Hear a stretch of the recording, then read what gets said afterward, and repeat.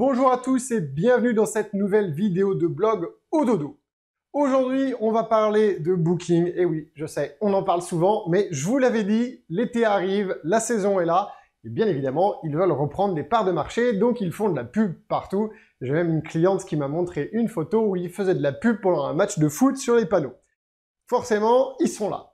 Et aujourd'hui, on va parler d'un truc spécifique, c'est la taxe de séjour sur Booking. Et vous êtes peut-être très nombreux à ne pas l'avoir vu, mais il y a une entourloupe et il va falloir réagir. Je vais vous expliquer comment. Juste avant ça, je vous encourage à liker cette vidéo, à la commenter et à la partager. Donnez-nous un maximum de visibilité. Ça permet à la fois de continuer à prêcher la bonne parole et à prévenir le plus possible de propriétaires d'hôtels, de maisons d'hôtes et de gîtes. Mais ça permet aussi, avec nos vidéos, de sensibiliser vos clients. Et plus vous allez les sensibiliser à la réservation en direct, bien moins ils sont susceptibles de passer par Booking.com et les autres plateformes du type. Allez, rentrons dans le vif du sujet. Qu'est-ce qui se passe avec la taxe de séjour avec Booking? Eh bien, il y a deux choses. Donc, vous le savez, les communes peuvent ou non mettre en place une taxe de séjour. Donc, il y a deux cas de figure. Il y a le cas de figure numéro 1 où ils en mettent une en place et ils peuvent la mettre en place pour les adultes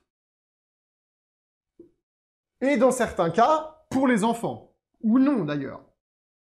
Et c'est le deuxième cas de figure, ils peuvent très bien décider de ne pas mettre en place de taxe de séjour ou alors de la mettre en place que pour les adultes par exemple. Bon, c'est très rare qu'il y ait une taxe de séjour pour les enfants. Eh bien, figurez-vous qu'on s'est rendu compte, grâce à des sources anonymes qui ne veulent pas être citées, que Booking.com, en fait, collecte, quoi qu'il arrive, une taxe de séjour pour les adultes et pour les enfants, que la commune ait mis en place une taxe de séjour ou pas. Alors, on va laisser l'État se battre avec Booking.com pour récupérer son argent. Mais en tout cas, la première chose à faire pour vous, si c'est le cas, 1. Vérifiez dans Booking si oui ou non ils vous récoltent de la taxe de séjour. Vérifiez auprès de votre commune si, enfin normalement vous devriez le savoir, si vous êtes supposé en récolter ou pas. Et si vous n'êtes pas supposé en récolter, eh bien il faut prévenir votre commune. Parce que c'est pas vous qui allez pouvoir faire quelque chose. Donc plus vous êtes nombreux à prévenir votre commune que Booking.com collecte de la taxe de séjour sur des enfants ou sur des adultes alors qu'il n'y a pas de taxe de séjour, soit sur les enfants, soit sur des adultes, eh bien plus vous allez pouvoir donner de force et de poids au pouvoir politique pour agir contre Booking sur cette chose-là. Alors c'est super important pour plusieurs raisons. D'abord parce qu'il faut remettre Booking à sa place. C'est pas cool, c'est juste du vol, ils collectent de l'impôt illégalement, ce qui est tout à fait illégal. Ça gonfle aussi les prix des chambres. Alors vous vous dites oui mais c'est quelques euros par-ci par-là. Ben oui mais quelques euros par-ci par-là, et ça fait beaucoup d'argent à la fin du mois. Et sur la somme de manière générale. Voilà, donc alertez le plus de monde possible là-dessus. Plus il y aura de professionnels de l'hébergement touristique qui feront cette vérification et qui préviendront leurs décideurs politiques, alors que ce soit le maire, la communauté de communes, l'office de tourisme, pourquoi pas votre préfet, j'en sais rien. En tout cas, c'est absolument nécessaire de le faire.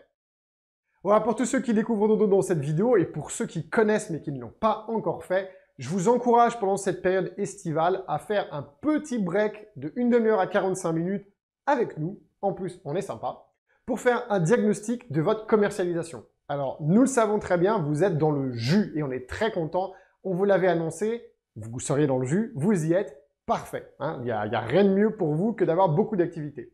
Ceci dit, c'est aussi pendant l'été que vous allez payer le plus de commissions à Booking, Airbnb et Expedia parce que c'est le moment où vous avez de l'activité. Il y a quelques petits trucs que vous pouvez changer à très court terme qui vont vous permettre d'avoir plus de réservations directes. C'est l'objectif de ces rendez-vous de diagnostic. Donc, je vais vous mettre le lien ici sur la vidéo. Vous en réservez un, on se parle soit avec moi, soit avec un des coachs au dodo. On fait un diagnostic de votre commercialisation. On vous donne les pistes pour améliorer vos points faibles et continuer de capitaliser sur vos points forts. On vous explique si ça vous intéresse ce qu'on fait avec l'accélérateur au dodo et comment en profiter. Même si vous n'êtes pas du tout obligé d'en profiter cet été, au moins vous pouvez être alerté. Et puis, à la marge, il y a toujours des petites choses à modifier et à améliorer qui peuvent permettre de faire une différence pendant la saison. Tout ce qui est à prendre est bon à prendre. Allez, je vous retrouve dans la prochaine vidéo de blog.